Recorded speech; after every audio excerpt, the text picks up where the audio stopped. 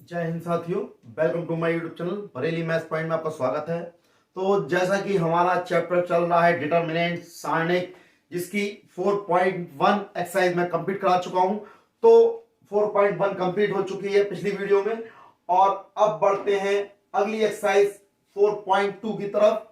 और 4.2 की तरफ बढ़ते हैं, जिसका पहला क्वेश्चन आपको दिया हुआ है।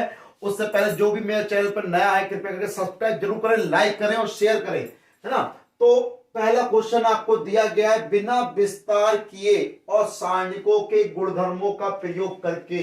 यानी अब आपको इसका विस्तार नहीं करना है, बिना विस्तार करे आपको क्या करना है, सिद्ध करना है, वो भी बिना विस्तार किए और सारणिक के गुणधर्मों का प्रयोग करके।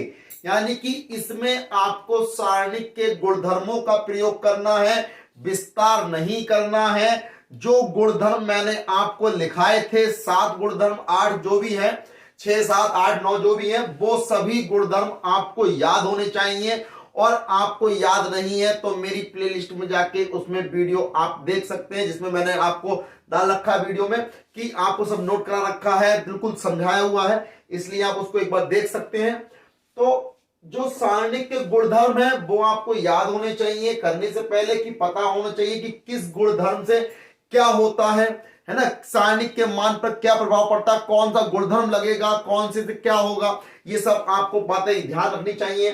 तो जैसा कि हमें दिया गया है क्वेश्चन नंबर 1 में कि बिना विस्तार किए सारणिक के गुणधर्मों का प्रयोग करके निम्नलिखित प्रश्नों को सिद्ध करो। सिद्ध करना है, प्रूफ करना है, यानी कि लेफ्ट हैंड साइड बराबर राइट हैंड साइड के सिद्ध करना है ना। तो जैसा कि पहला क्वेश्चन आपको दिया गया है, तो पहले क्वेश्चन को करना करते हैं हल करना स्टार्ट करते हैं।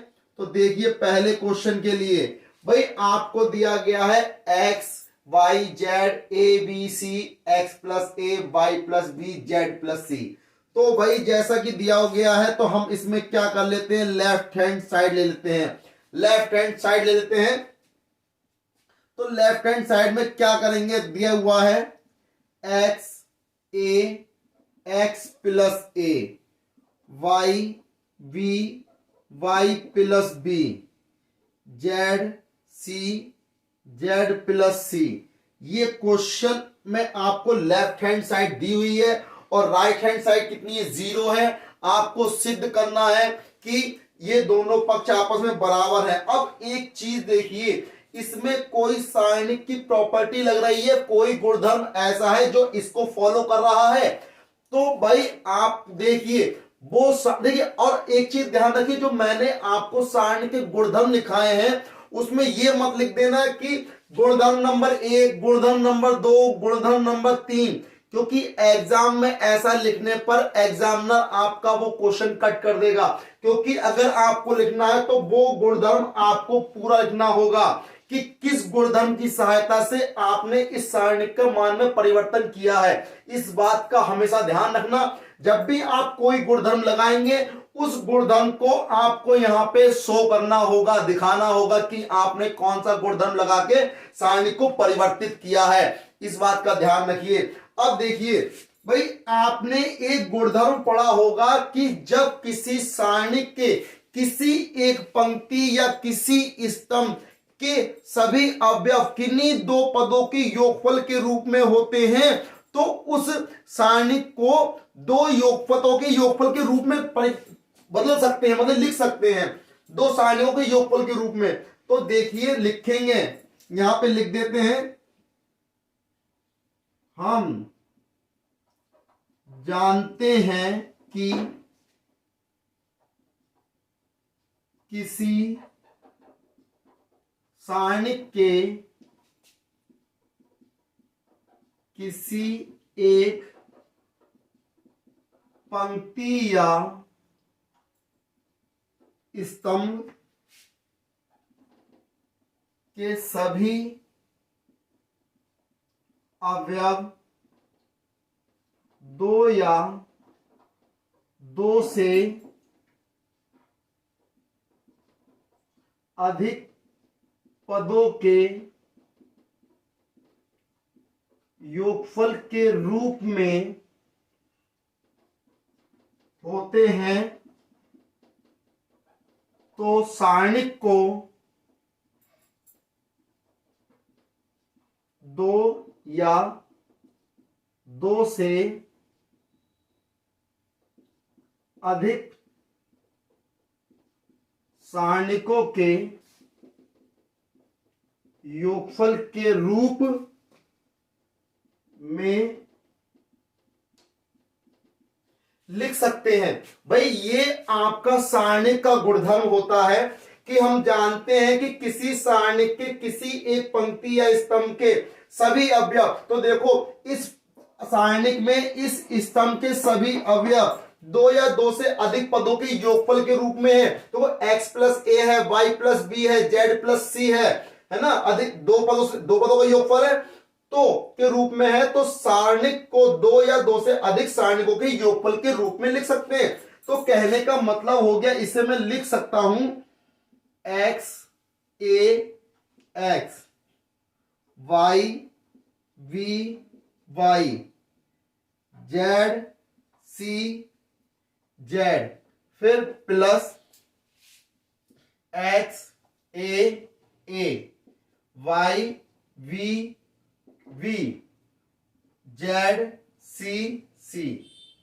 तो देखिए अब मैंने क्या करा, इसको मैंने क्या लिख दिया, दो सारणिकों के योगफल के रूप में लिख दिया।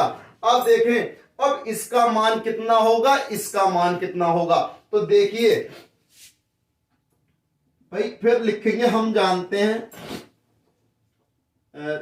इसमें लिख सकते हैं भाई, क्योंकि किन्हीं भी आपको प्रॉपर्टी याद होगी दूसरी कि किसी सारणी में किन्हीं दो पंक्तियों या किन्हीं दो स्तंभों के सभी अवयव एक समान है तो उस सारणी का मान शून्य होता है। तो वो एक्स वाई जेड दोनों समान है ना, तो इसका मान कितना हो जाएगा, शून्य हो जाएगा। अब देखें ए बी बी सी सी, ये भी कैसा है, समान है। तो देखें लिखेंगे, हम जानते हैं कि किसी सारणी के किन्हीं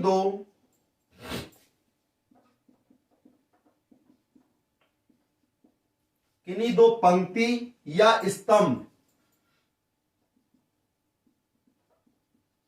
पंक्ति या स्तंभ के सभी अवयव समान है तो सारणिक का मान शून्य है, तो शून्य होता है। तो भाई इसका मान कितना हो गया, शून्य, इसका मान कितना हो गया, शून्य बराबर शून्य। यही तो क्या है, राइट हैंड साइड है, यही तो है राइट हैंड साइड, है ना। तो ये क्या हो गया, इसका आंसर हो गया पहले क्वेश्चन का। आप अगले क्वेश्चन नंबर 2 की तरफ। तो क्या कहा गया है, इसमें करना तो वही है, बस आपको ये थोड़ा चेंज कर दिया सारणिक का मान, अब चेंज कर दिए, बराबर 0 लेके आना है। तो देखिए इसको भी करते हैं हल। सॉल्यूशन में आपने ले लेंगे लेफ्ट हैंड साइड और इसे a मान लेंगे, माना a बराबर कितना है, a minus B, b minus A, C minus A, B minus C, C minus A, फिर b minus C, C minus A minus B, C minus A minus B, B minus C, ये दिया हुआ है। अब देखिए इसमें क्या करेंगे, हम क्या करते हैं, इसमें लिख देते हैं C1 is equal to C1 plus C2 plus C3 प्रयोग से, है ना। हमने क्या करा, C1 का मतलब पहले कॉलम में पहले दूसरे तीसरे तीनों कॉलम को आपस में जोड़ के लिख दिया जाएगा, है ना। तो मैंने आपको पहले भी बताया था कि आप में जब भी हम ऐसा करते हैं कि C1 इज इक्वल टू, तो सिर्फ और सिर्फ C1 चेंज होगा, फिर बाकी के C2 C3 सेम ऐसे ही रहेंगे। तो देखिए हम क्या करेंगे, हम लिखेंगे, तो भाई इस चीज को मैं लिख देता हूं यहां पर। देखो भाई C1 C2 C3 को जोड़ देना है, तो कितना हो गया, A minus B plus B minus C plus C minus A. फिर देखें, फिर B minus C plus C minus A plus A minus B, फिर C minus A plus A minus B plus B minus C. तो C1 की जगह ये आ गया। अब C2 और C3 सेम ऐसे ही रहेंगे, तो क्या लिखेंगे, B minus C, C minus A, C minus A minus B, A minus B, B minus C. तो ये क्या है, ये सारणिक आपकी है ना। तो देखें, अब इतना हो गया भाई। अब देखें तो प्लस के ए से माइनस का ए कैंसिल, प्लस के बी से माइनस बी कैंसिल, प्लस के सी से माइनस सी कैंसिल, हो गया ना कैंसिल। ऐसे ही सेम देखें, बी से बी, ए से ए, सी से सी कैंसिल, हो गया। सी से सी कैंसिल, बी से बी, ए से ए।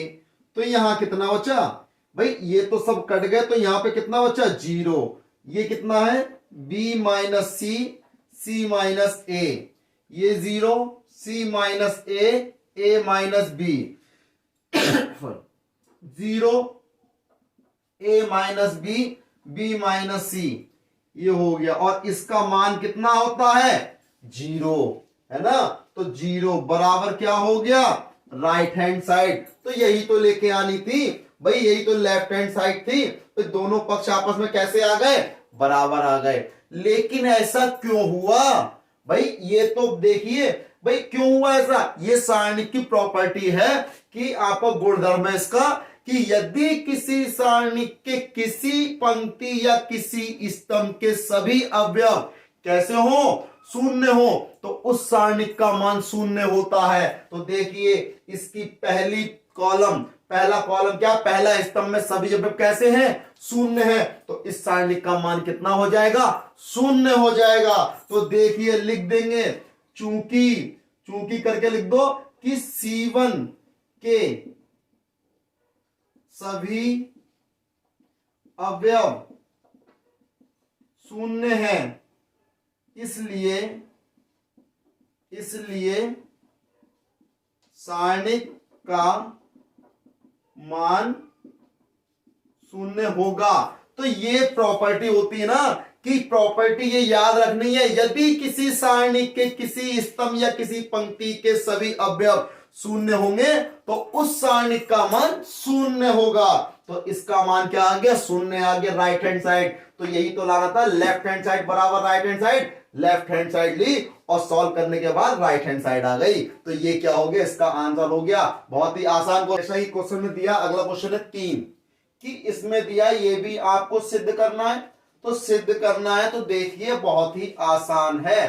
तो सबसे पहले करने के लिए हम क्या करेंगे भाई, इसको हम मान लेंगे कि माना ए बराबर कितना है, 2, 7, 65, 3, 8, 75, 5, 9, 86 ये दिया हुआ है। तो 2, 7, 65, 3, 8, 75, 5, 9, 86 ये दिया हुआ है।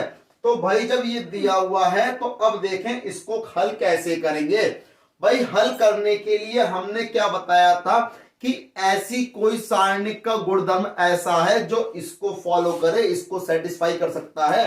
तो अभी तो ऐसा नहीं है, लेकिन इसके अवयवों को हमें ऐसा बनाना पड़ेगा कि जो इसको सारणिक के गुणधर्मों को सेटिस्फाई करे, यानी सिद्ध करने में हमारी सहायता करे।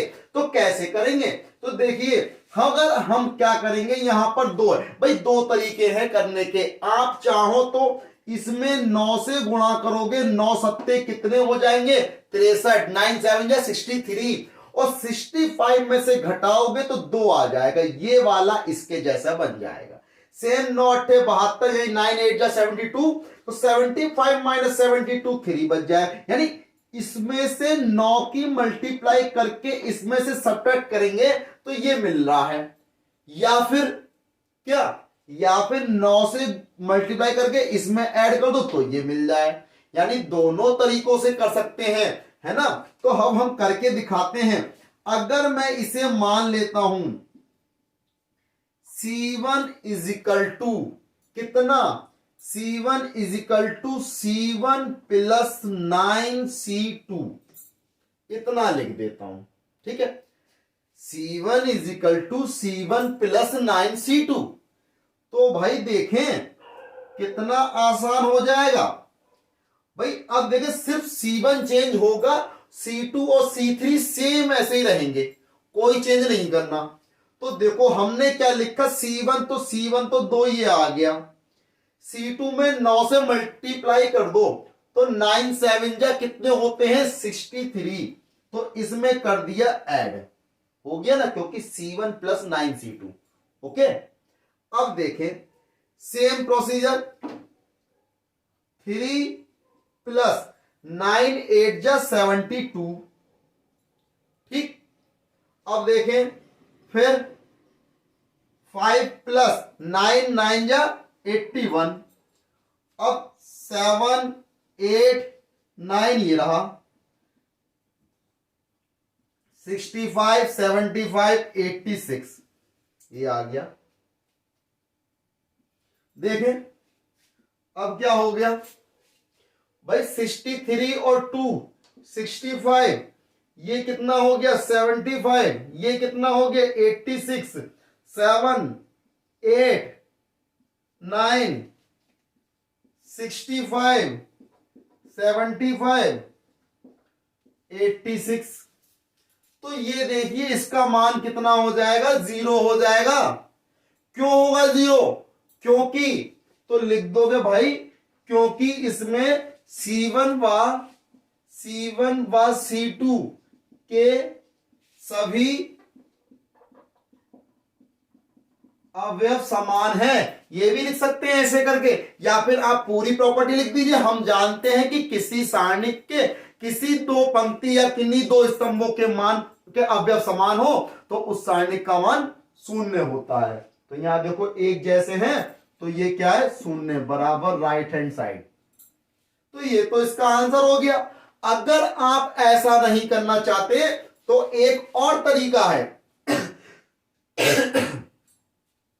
भाई, इसके अलावा बता रहा हूं मैं एक्स्ट्रा में, भाई एक्स्ट्रा है। अगर आप C1 नहीं करना चाहते तो यहां पर लिख सकते हैं C3 is equal to C3 minus के 9C2, C3 माइनस के 9C2। तो ऐसा करोगे तो इसमें कितना आ जाएगा, 2 ऐसी रहेगा, 7 ऐसी रहेगा, 3 8 5 9 ऐसी रहेगा। अब क्या हो जाएगा, आपको माइनस करना है C3 में से 65 में से, किससे 9 7 जा 63, फिर 75 में से 9 8 जा 72, फिर कितना 86 में से 9 9 जा 81। तो देखो 2 बचा, 3 बचा, 5 बचा, तो ऐसे हो जाएगा। जैसे चाहे वैसे कर सकते हैं आप। चाहो तो C3 is equal to C3 minus 9C2 लगा लो, या C1 is equal to C1 plus 9C2 लगा लो, जो चाहे वो लगा लो। अगर ये लगाओगे तो माइनस करना पड़ेगा, ये लगाओगे तो ऐड करना पड़ेगा। नोट कर सकते हैं बिल्कुल आप लोग, बहुत ही आसान क्वेश्चन है ना।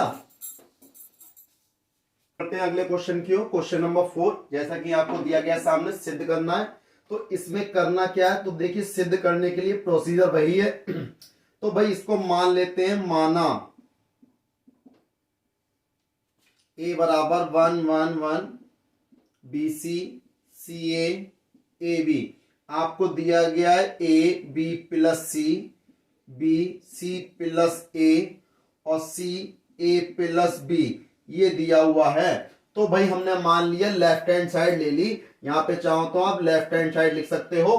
तो भाई अब इसमें हम करेंगे क्या, सबसे पहले इसको करने के लिए आपको क्या करना होगा, BC CA AB, पहले तो इसकी अंदर मल्टीप्लाई करनी होगी। तो भाई देखें, A की B से मल्टीप्लाई AB हो गया, A की C से मल्टीप्लाई AC हो गया, B की C से करोगे BC प्लस का BA हो गया, यहां पर CA प्लस का CB, या फिर B C हो गया। तो ये क्या हो गया, मैंने इसकी इनकी आपस में अंदर मल्टीप्लाई कर दी। जब मल्टीप्लाई कर दी तो अब मैं क्या करूंगा, अब देखिए अब हम इसमें क्या करेंगे, अब हम इसमें लिखेंगे C3 is equal to C3 plus C2 प्रयोग से, है ना। अब हम क्या करेंगे इसमें, तो देखिए भाई 1 1 1 ये आ गया, BC CA AB ये आ गया। हमने लिखा था C3 is equal to C3 plus C2, यानी C3 आपका ये रहा, C2 आपका ये रहा, इन दोनों को ऐड कर दो तो कितना हो जाएगा, AB plus BC plus CA हो जाएगा। AB plus BC plus CA same ये हो जाएगा, AB plus BC plus CA, AB plus BC plus CA दोनों हो गए। अब देखें इस पूरे स्तंभ में AB plus BC plus CA तीनों कॉमन है, तो कॉमन है तो बाहर निकाल लो। AB plus BC plus CA common निकाल लिया, कितना बचा 1 1 1, BC फिर CA फिर AB 1 1 1 ये बचा। अब इसका मान कितना हो गया, AB plus BC plus CA into 0 बराबर 0।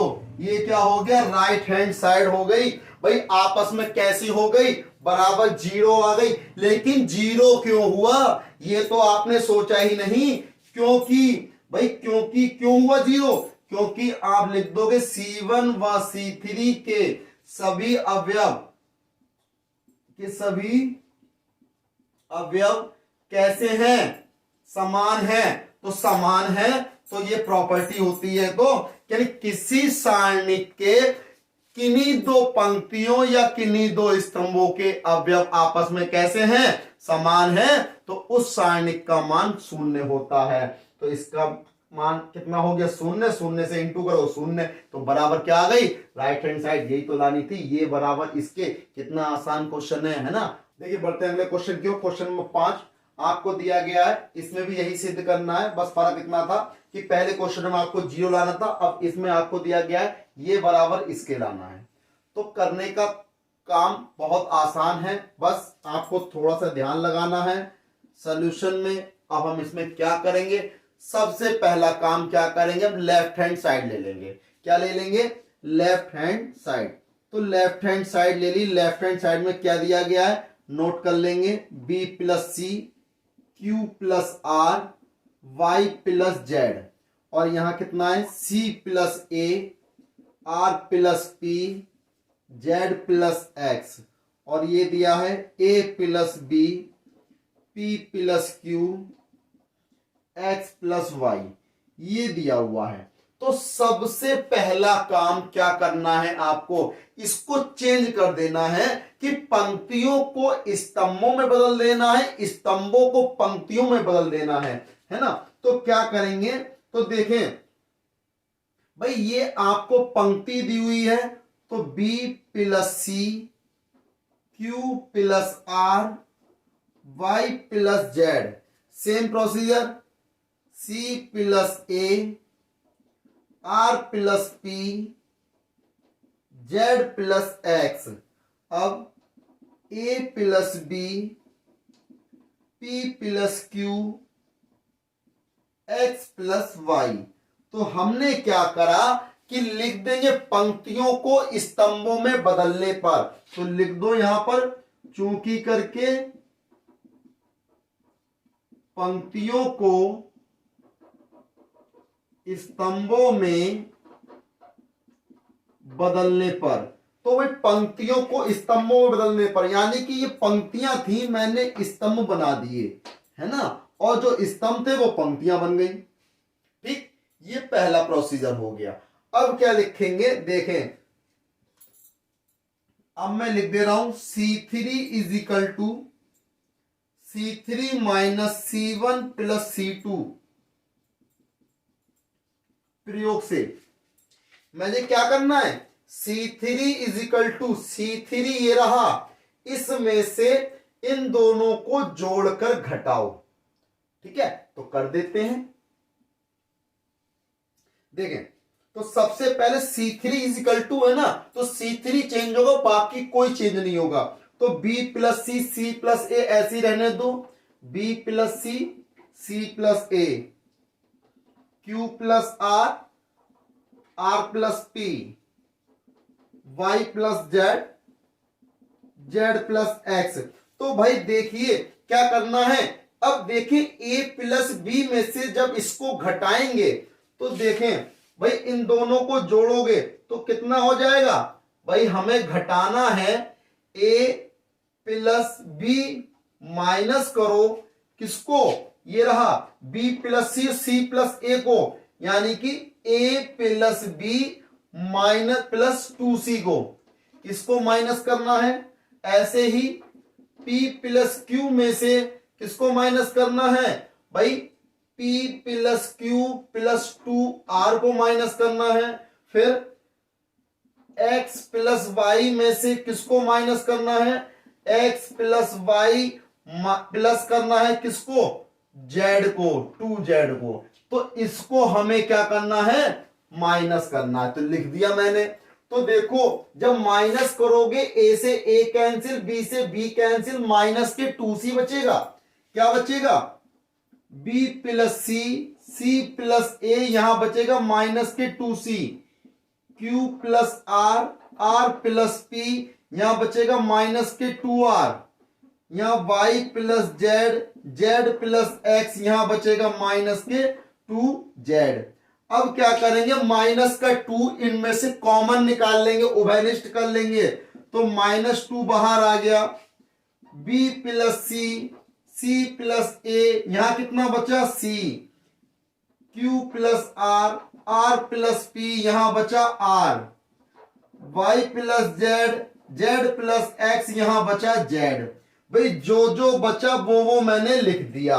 अब हम क्या करेंगे, अब देखिए, अब मैं यहां पर लिख देता हूं C1 is equal to C1 minus C3 तथा C2 is equal to C2 minus C3, यानी C1 में से C3 को घटाओ और C2 में से C3 को घटाओ, तो घटा देते हैं। तो देखें, अब देखो घटा दो भाई, माइनस का 2 ऐसे ही रहने दिया, B प्लस C में से C गया, भाई C1 इजिकल टू है ना, तो B बचा, Q R में से R गया, Q बचा, यहां कितना बचा Y, यहां देखिए C में C गया, A बचा, यहां कितना बचा P, यहां कितना बचा X, और ये कितना है C R Z। ठीक, इतना हो गया। अब हम क्या करेंगे भाई, A B C है ना, अब देखिए क्या करेंगे, हम यहां पर इसको इसकी जगह, इसको इसकी जगह रिप्लेस कर देंगे। भाई ये प्रॉपर्टी आप ध्यान रखें कि जब भी हम किसी सारणिक में किसी एक पंक्ति को दूसरी पंक्ति में या एक स्तंभ को दूसरे स्तंभ में परिवर्तित करते हैं तो सारणिक का मान का चिन्ह बदल जाता है। यहां माइनस है तो मैं क्या करूंगा, C1 इजिकल टू C2 में replace, C1 replace to C2 प्रयोग से, है ना, दोनों तरफ एरो लगा दिया मैंने, यानी C1 को C2 की जगह और C2 को C1 की जगह। तो देखें, तो ऐसा करेंगे तो चिन्ह माइनस का गायब हो जाएगा, सिर्फ प्लस के 2 रह जाएंगे। ये इधर आ गया A P X, और यहां क्या हो गया B Q Y C R Z, इतना हो गया। अब मैं इसको बदल दूंगा पंक्तियों को स्तंभों में, तो देखिए 2 ये आ गया, ये A B C है, बन गया A B C, फिर P Q R, ये पंक्ति दे रखी है P Q R X Y Z।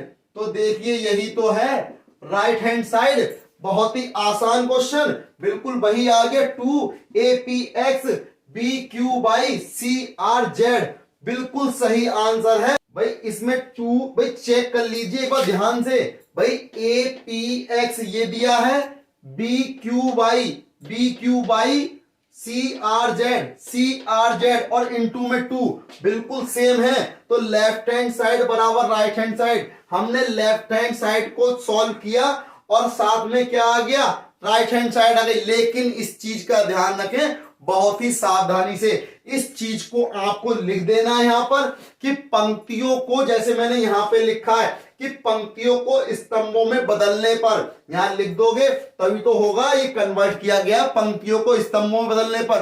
क्योंकि आप जानते हैं सारणिक में किसी पंक्ति को स्तंभ में बदलने पर उसमें कोई प्रभाव नहीं पड़ता है। इस प्रकार ये क्वेश्चन नंबर 5 कंप्लीट हो गया, आप इसको नोट कर सकते हैं। और अगली वीडियो में मिलेंगे अगले नए क्वेश्चनों के साथ, अगले क्वेश्चनों के साथ। तब तक मेरे चैनल को सब्सक्राइब करिए, लाइक करिए, शेयर करिए, सब्सक्राइब करिए। जय हिंद साथियों।